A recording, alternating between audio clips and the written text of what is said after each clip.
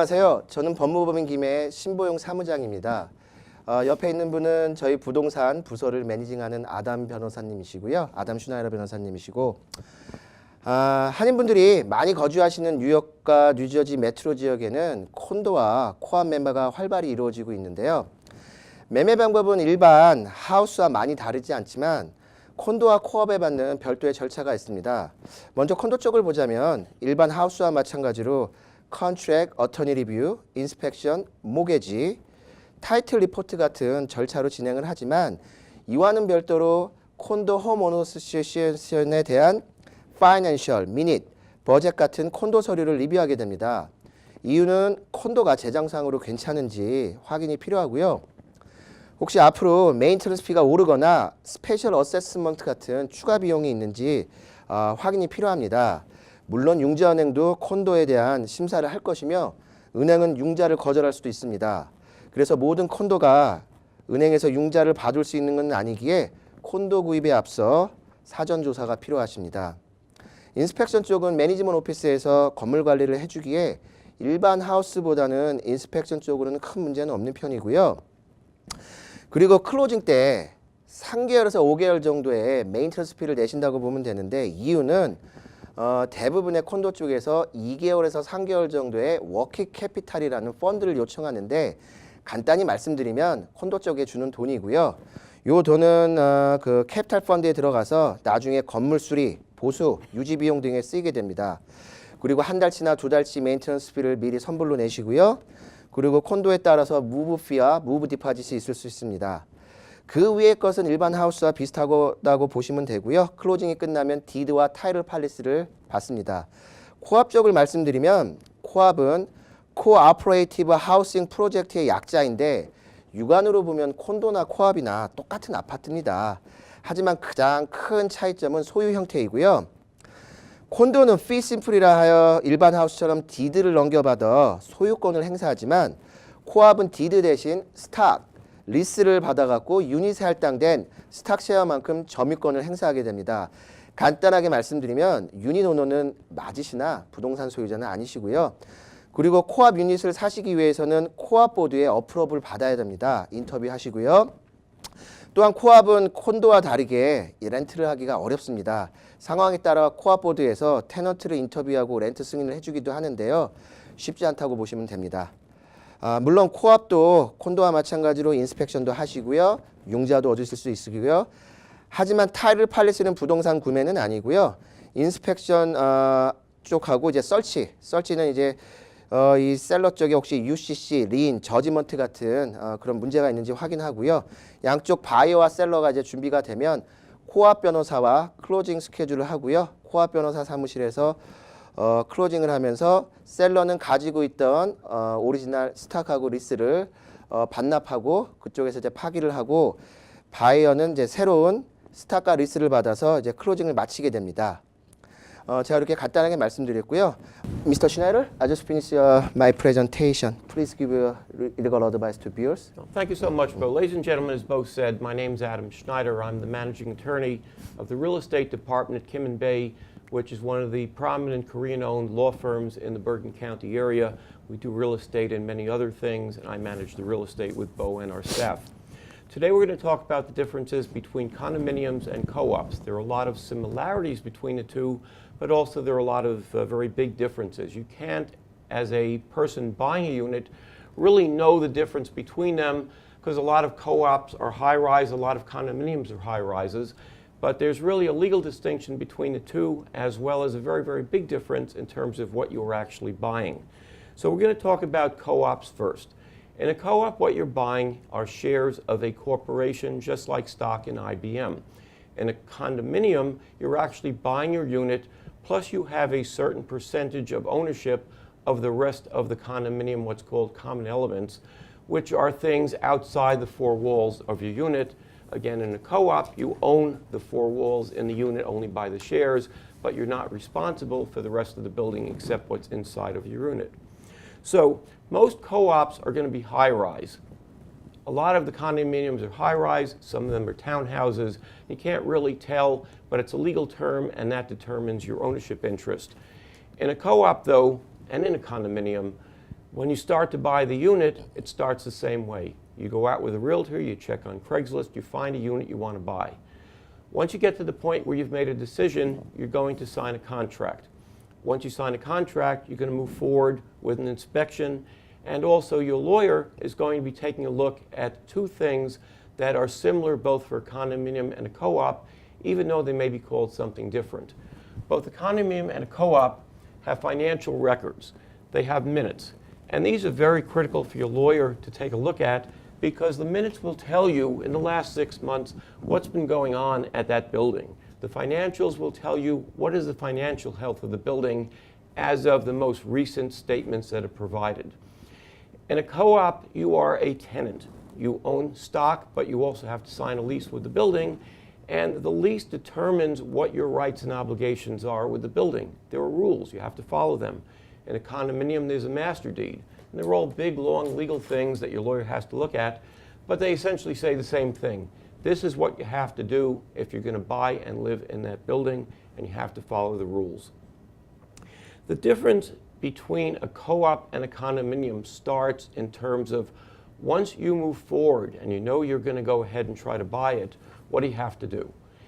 In a co-op, you have to fill out a very big and personal application package. They're going to ask you information about you, your family, your cat, your dog, assuming that the condominium or the co-op allows you to have pets. They may even want you to come to an interview, which you have to go to, but you may have to bring a dog or cat. And they're going to look at your financials. They're going to want to make sure you have enough money that when you move into this building, you're going to be able to pay your obligations to the co-op. The condominium is a lot looser than that, but you still have to pay your condominium fees, and if you don't, the condominium will also have rights against you if you breach your obligations as a homeowner. When you submit the application packet to a co-op, they're going to take a look at it. They're going to have questions. Like I said, you, your family, and your pet are going to come in for a physical sit-down interview with can be 3 or more members of the board who are going to see basically, do we like this person? Do we like this family? Do we like this dog and cat? Do we want to let them come into our building? And are we satisfied that they can fulfill their financial obligations? Once they're satisfied that you can do that, then you're going to get a decision from the board. It's going to say, okay, we approve you to buy, and then your lawyer will start working with the seller side to set up the closing. There's not the same thing as a title search because you're not owning the property yourself, but you do searches to make sure that the current owner that's selling to you does not have any judgments against you, and we will work with the seller's lawyer and the co-op's lawyer to make sure that the shares are conveyed to you free and clear of any liens or judgments against the prior owner. And if they had a loan on their property, on the shares, that's going to get paid off at closing also. But understand that a co-op is a private entity, and they can pretty much make a decision that if we don't like this person, we're not going to approve them. That being said, if they discriminate against you for any reason, you have absolutely all the legal protection that you have under the laws of the state and the federal government, but it's a lot harder to prove why they did not approve you because it's so difficult to get a reason that may show that they've discriminated against you. Once you get to the closing, pretty much the same as a condominium, except you have to close at the condo transfer agent's office, co-op attorney's office, and you pay the fees, you get the stock, you get the lease, and if you don't have a lender, you keep it and you hold on to it. If you have a lender, it's turned over to your lender, and they hold that as collateral until such time as you pay off the loan. Once you're in the building, again, follow the rules, follow the regulations, you won't have any problem. If you get into kind of fight with the co-op, they have a lot of remedies where they can fine you, they can make your life very difficult, so it's very important that you get along with the other owners, the board, and management, just to make sure that your stay there is going to be happy and satisfactory to both sides. It doesn't happen very often, but you have to understand that in a co-op or a condominium, you don't own a house that you can do whatever you want to. You're subject to rules of both. So we've spoken pretty much now about a co-op. A condominium is very, very similar. Again, it has rules that govern how a condominium is set up. There's a master deed that governs what you can and cannot do. There's going to be a percentage ownership that you have in both a condo and a co-op in terms of how much of the building you own. In a co-op, it's going to be how many shares. In a co-op, it's going to be a straight percentage interest. Now, the big differences here are there are a lot of different kind of condominiums. A lot of you may know that in the Fort Lee area, there are what's called duplex condominiums. They are basically two-family houses, but the difference is that even though you own one half and your neighbor owns one half, together they're a condominium. So you will have one insurance policy that you're going to have to share. You're going to have rules and regulations that govern both of you, but the same thing applies whether it's a duplex condominium or a high-rise condominium or a townhouse situation where it's community. You have to follow the rules and you have to get along with everybody else. Your responsibilities for repairs. If it's inside your unit, you are responsible. If your washing machine breaks and overflows, you have to fix it. If you have your own air conditioning, central air, you have to fix it. If it's in a building where there's a common air conditioning system for the whole building, then that would be taken care of by the co-op or the condominium, and you would not be responsible, but again, you're always paying the prices for it. Condominiums will also have rules about whether you can have pets and things like that. Again, you have to know before you buy what is allowed and what is not. In a co-op, it's usually managed by a management company, but some of them that are smaller, they're self-managed. Same rules apply for a condominium. You can have a self-managed condominium. If it's a duplex, it's always self-managed. If it's a small condominium, it can be self-managed, but the bigger it is, the more likely it is that it's going to be managed by an outside management agent, and you'll get billed every month for your maintenance, and it's not included usually in your fee or the payments that you make to the mortgage company. You'll have to pay them by yourself. There are meetings in a condo, just like a co-op. You should go to the meetings and acquaint yourself with what's going on at the building.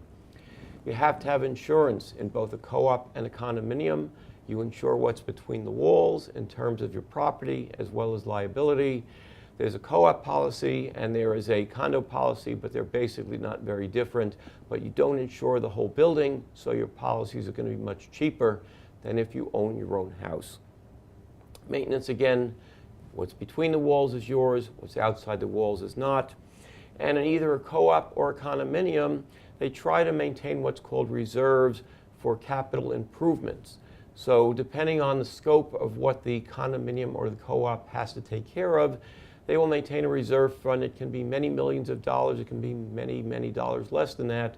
But whatever it is, the condo or the co-op is going to tell you how much you have to pay each month. Either way, make sure you have a lawyer who's well-versed in real estate, who knows what these financial documents are, what the master deed or the proprietary lease are, so they can properly advise you of what your responsibilities are when you buy in. Either way, you have to make sure that the condominium or the co-op you're buying into is not in litigation, and you find out whether it's even anticipated that there's going to be a big increase in your assessments. There are buildings in the area that you won't know about that are in very, very bad financial shape. You can have buildings where the tenants or the owners are not paying their fees. There's buildings here that have millions of dollars in uncollected fees. They're not going to maybe get some of them. And you, if you buy into this building, you're going to be on the hook. So you want to have a lawyer who's watching out for you before you actually buy in and get committed into the building. You can get a mortgage on a co-op. You can get a mortgage on a condo. But the lenders may have different rules. What you should make sure of is that the bank that you're going to has approved the building that you're buying into, whether it be a condominium or a co-op, so you know you're not going to have problems with getting your loan at the last minute.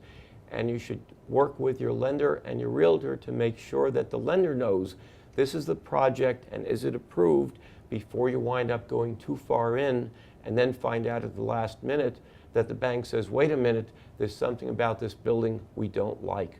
And it's happened to me and my clients. There's very, very hard ways to try to defend against this other than telling your lender right up front, please tell me, is this a building and a condo and a co-op that you will approve me to buy into? The summary here is you're subject to the rules. You have less to do in terms of fixing things, but this is a democracy, whether it's a condominium or a co-op. The majority is going to rule. You have to follow the rules. And if you do so, you'll have many years of health and happiness and prosperity. And hopefully the equity in either unit will go up. And when you go to sell it, you'll make a lot of money. But be careful before you buy is the best advice I can give you. Bo, anything else you want to add? Thanks, Mr. Schneider. 오늘은 짧은 시간이라 간단히 요점만 말씀드렸는데요. 저희 김앤배에 문의 주시면 더 자세하게 상담해드리겠습니다. 시청해 주셔서 감사합니다.